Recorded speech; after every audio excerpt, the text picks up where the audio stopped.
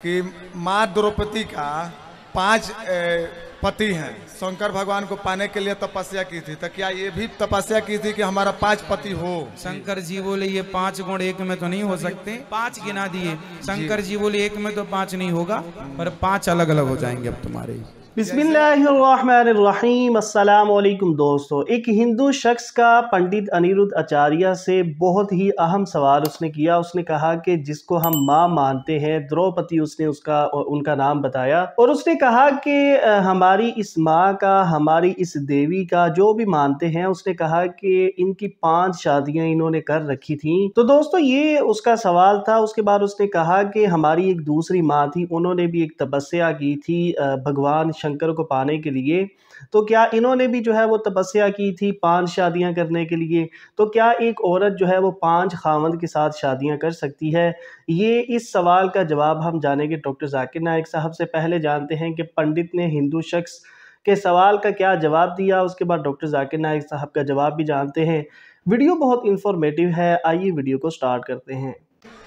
मेरा सवाल है कि माँ द्रौपदी का 5 पति हैं, तो जैसे माँ सती जो है शंकर भगवान को पाने के लिए तपस्या की थी, तो क्या ये भी तपस्या की थी कि हमारा 5 पति हो?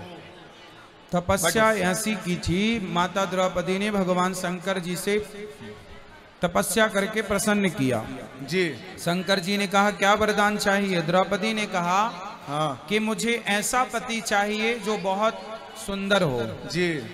फिर ऐसा पति चाहिए जो बहुत बड़ा धनुर्धारी हो जी फिर ऐसा पति चाहिए जो बहुत बड़ा बलवान हो जी फिर ऐसा पति चाहिए जो बहुत बड़ा धर्मात्मा हो जी और ऐसा पति चाहिए जो बहुत बड़ा ज्ञानी हो, ज्योतिष का, भविष्य जाने वर्तमान जाने। शंकर जी बोले ये 5 गुण एक में तो नहीं हो सकते। जी। द्रौपदी ने तो ये कहा कि मेरे पति में ये भी गुण हो, ये भी गुण हो, ये भी ऐसा भी हो, ऐसा भी हो। 5 गिना दिए। शंकर जी बोले एक में तो 5 नहीं होगा, पर 5 अलग अलग हो जाएंगे अब तुम्हारे। जैसे तो 5, लेकिन द्रौपदी जो है वो सामान्य स्त्री नहीं है, अग्नि से प्रकट हुई है और वो अग्नि से प्रकट हुई है, वो योनि से प्रकट नहीं हुई। जैसे हमारा और आपका जन्म योनि से होता है, द्रौपदी अग्नि से प्रकट हुई है। उनमें 5 कन्याएं हैं, वो जब चाहे अपने आप को कुंवारी कर सकती हैं, ऐसी सामान्य स्त्री नहीं है। ऐसी द्रौपदी के 5 पति जो हैं वो 5 पांडव हैं। छठा आम सवाल जो गैर मुस्लिम करते हैं इस्लाम के मुतालिक, वो है कि अगर इस्लाम में मर्दों को एक से ज़्यादा बीवी रखने की इजाज़त है, तो इस्लाम में औरतों को एक से ज़्यादा शोहर रखने की इजाज़त क्यों नहीं है? आम तौर पे अगर एक मर्द की एक से ज़्यादा बीवी है और अगर बच्चा पैदा होता है, तो बहुत आसान है जानने के लिए कि उस बच्चे की माँ कौन है और उस बच्चे का बाप कौन है, उस बच्चे की वालिदा कौन है, उस बच्चे का वालिद कौन है। बहुत आसान है। लेकिन अगर एक औरत के एक से ज़्यादा शोहर है और अगर बच्चा पैदा होता है, माँ का तो पता लग जाएगा, वालिदा का तो पता लग जाएगा, वालिद का पता नहीं लगेगा। तो जब आप अपने बच्चे के एडमिशन के लिए जाएंगे और पूछा जाएगा बाप का नाम क्या है, तो शायद आपको 2 नाम देने पड़ेंगे। और आज की साइंस कहती है कि वो बच्चे जो अपने वालिद का नाम नहीं जानते, अक्सर उनके जहन पे गलत असर पड़ता है बचपन में। इसीलिए जो प्रोस्टिट्यूट्स के बच्चे हैं उनका बचपन बहुत बुरा गुजरता है।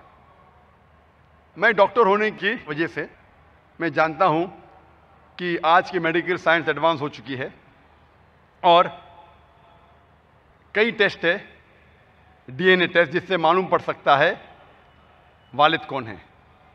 लेकिन ये टेस्ट 100% सही नहीं है। मान भी लो अगर सही बन जाएंगे कल, फिर भी ये आज हमें पता लगा। इतने साल तक के तो हमें पता नहीं था, और इस्लाम सैकड़ों सालों से है। और ये सिर्फ वाहिद वजह नहीं है क्यों औरतों को एक से ज़्यादा शोहर रखने की इजाज़त नहीं है। आज की साइंस ये कहती है कि man is more polygamist in nature as compare to the women. मर्द का जो नेचर है वो एक से ज़्यादा बीवी रखने का नेचर है बनिस्बत औरतों के, तो एक से ज़्यादा शोहर रखना चाहते हैं। आज हमें ये पता लगता है कि औरतें they undergo menstrual changes, has के वजह से उनका जो नेचर है, उनके जो लेवल्स है वो चेंज होने के वजह से उनकी जहनी हालत हैज़ के दौरान बदलती रहती है। तो उस हालत में उस औरत को एक से ज़्यादा बीवी की ड्यूटी करना बहुत मुश्किल है। जो आदमी के लिए आसान है क्योंकि चेंजेस उसमें नहीं है, वो एक से ज़्यादा शोहर की ड्यूटी कर सकता है।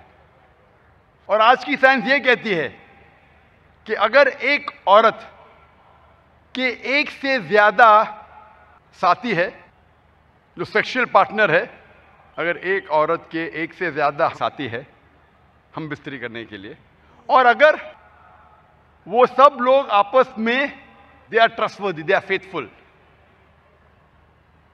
आपस में भरोसे वाले हैं, आज की साइंस कहती है there are chances for sexually transmitted diseases, venereal diseases, जिनसी बीमारियां पैदा होंगी अगर एक औरत के एक से ज्यादा साथी है, और ये बीमारी फिर से मर्दों में फैलेंगी। लेकिन अगर मर्दों के एक से ज्यादा हम बिस्तरी के साथी है और आपस में सब वफादार है, तो ये सेक्सुअल ट्रांसमिटेड डिजीज पैदा होने के चांसेस नहीं है, वेनरल डिजीज के चांसेस नहीं। तो अल्लाह ने, भगवान ने, ईश्वर ने मर्द को बनाया है पॉलीगैमस बाय नेचर और औरत को नहीं।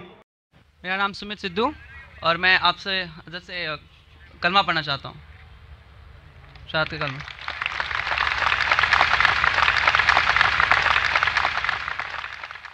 भाई साहब ने कहा कि वो कलमा पढ़ना चाहते। मैं आपसे पूछना चाहता हूँ कि आप एक खुदा में मानते हैं? जी। एक खुदा में मानते? जी। आप मानते कि अल्लाह के अलावा कोई माबूद नहीं? जी। आप मानते हैं कि मोहम्मद सल्लल्लाहु अलैहि वसल्लम आखिरी पैगंबर है? जी। आप इस्लाम के बारे में कितने साल से आप जानते हैं इस्लाम के बारे में? तकरीबन 1.5 साल से। 1.5 साल से। आपको इस्लाम का इल्म कहाँ से हासिल हुआ? हमारे दोस्त वगैरह सब उनसे हासिल हुआ है। जी?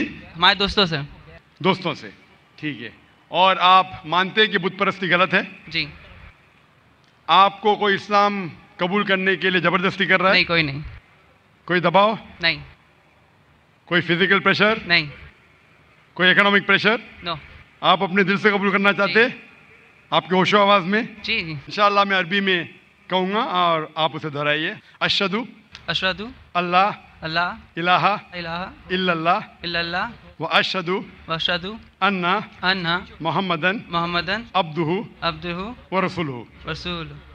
मैं गवाही देता हूँ मैं गवाही देता हूँ कि अल्लाह के अलावा कोई माबूद नहीं, और मैं गवाही देता हूँ कि मोहम्मद सल्लल्लाहु अलैहि वसल्लम उसके पैगंबर और बंदे हैं। माशाअल्लाह आप मुसलमान हो चुके।